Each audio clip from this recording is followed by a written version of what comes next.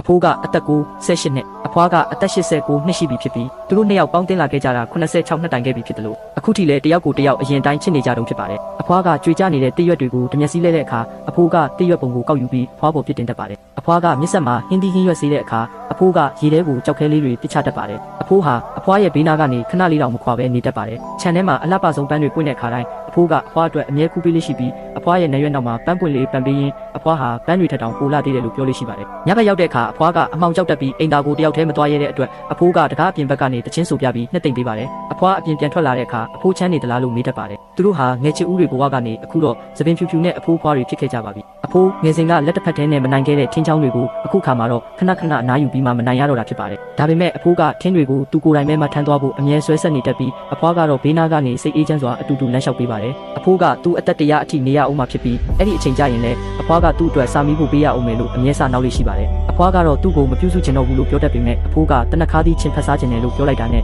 အိမ်ပြန်ရောက်တာနဲ့ချက်ချင်းပြင်ဆင်ပေးတတ်ပါတယ်အဖွားဘာပဲချက်အဖိုးကအမြဲတမ်းအရသာရှိတယ်လို့ပြောလို့ရှိပါတယ်အဖိုးဟာကြိုက်တဲ့ဟင်းဆိုရင်အများကြီးစားပြီးမကြိုက်ရင်တော့နည်းနည်းပဲစားတတ်ပါတယ်အဲ့ဒီနှစ်ကစောင်းရာသီဟာမြန်မြန်ဆန်ဆန်ရောက်ရှိလာခဲ့ပြီးခြံဝင်းတစ်ခုလုံးဟာစီးနှင်းထူထူတဲ့အောက်မှာမြုပ်နှံသွားခဲ့ပါတယ်ရာသီရဲ့ပထမဆုံးကြားတဲ့စီးနှင်းကိုစားရင်မျက်စိပိုလင်းစေတယ်လို့အဖွားကြားပူထားတဲ့အတွက်သူတို့နှစ်ယောက်ဟာဇွန်းနဲ့စီးနှင်းတွေကိုအလှည့်ကျစားခဲ့ကြပါတယ်အဖိုးကသူ့အလှည့်စားပြီးတဲ့အခါတောင်တန်းရဲ့အခြားတစ်ဖက်အထီတောင်မြင်နေရပြီလို့ပြောလိုက်တာကြောင့်အဖွားမှာကျဲလောင်စွာရေမောလိုက်ရပါတယ်မကြမီမှာပဲသူတို့နှစ်ယောက်ဟာခြံဝင်းထဲမှာအတူတူနှင်းခဲပြစ်တန်းကစားခဲ့ကြပါတယ်သူတို့ဟာအယုတ်နှစ်ယုတ်လုပ်ခဲ့ကြပြီးအဖွားကနှုတ်ခမ်းစုကလက်တွေအေးနေပြီလို့ပြောတဲ့အခါအဖိုးကအဖွားရဲ့လက်ကလေးတွေကိုသူ့လက်ဝါးထဲထည့်အုပ်ပြီးနှွေးထွေးတဲ့လေးမုတ်ပေးခဲ့ပါတယ်နှစ်တစ်ကူနီးကပ်လာတဲ့အခါသူတို့ရဲ့သားသမီးတွေအတီးတီးအိမ်ကိုပြန်ရောက်လာကြပြီးအိမ်ကြီးဟာရုတ်တရက်ပြန်လဲစီကားလာခဲ့ပါတယ်သူတို့နှစ်ယောက်ဟာမြေမလေးကိုအတူယူပြီးအားလုံးအတွက်လက်ကလေးတွေနဲ့အချစ်တင်ကေတာပုံစံလုပ်ပြခဲ့ကြပါတယ်သူတို့နှစ်ယောက်ကြားကချစ်ချင်းမြတ်တာဟာသားသမီးတွေတောင်မမနာလိုပဲမနေနိုင်စရာဖြစ်ခဲ့ရပါတယ်ရေမောတန်တွေနဲ့ပြည့်နှက်နေတဲ့အိမ်ကြီးကသူတို့နှစ်ယောက်လုံးကိုပျော်ရွှင်စေခဲ့ပေမဲ့အဲ့ဒီနေ့ရဲ့တာယာတဲ့ရက်တွေဟာကြာရှည်မခံခဲ့ပါဘူးအဖွားပြုတ်လုပ်ထားတဲ့နှင်းရုပ်ရဲ့မျက်လုံးတစ်ဖက်ပြုတ်ကျသွားခဲ့တယ်လို့အဖိုးရဲ့ကျမ်းမာရေးကလည်းစတင်ယိုယွင်းလာခဲ့ပါတယ်